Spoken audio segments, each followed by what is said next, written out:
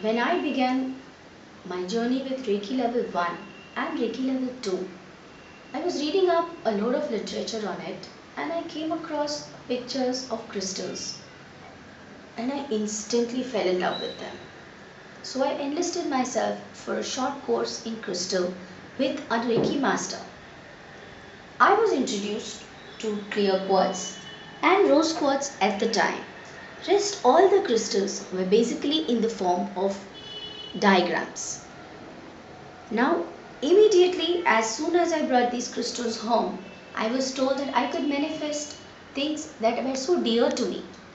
At that time, having two young kids, it was very important to have a maid. And with this clear quartz, I managed to attract the perfect maid into my house.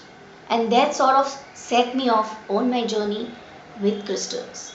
I even manifested a crystal seller in order to buy more crystals. At that time, I was given an aventurine. Now, even this is chipped, I have kept it because it is so special to me.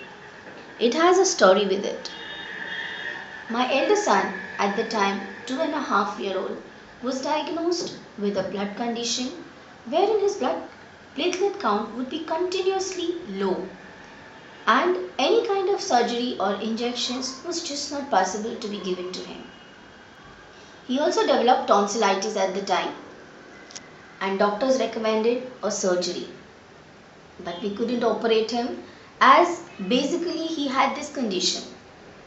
One night when his nose was bleeding due to cough and cold and he was having tremendous difficulty falling asleep. He was very cranky, very agitated. I just stared helplessly as a mother. I didn't know what to do.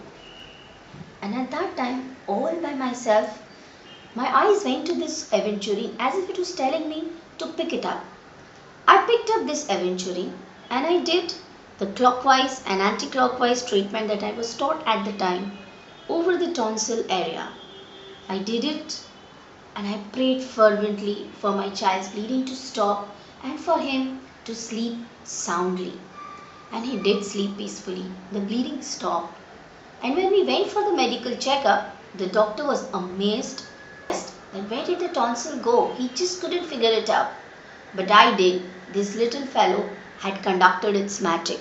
And ever since, I have taken this as a very dear fellow and it stays on my altar even though it is chipped.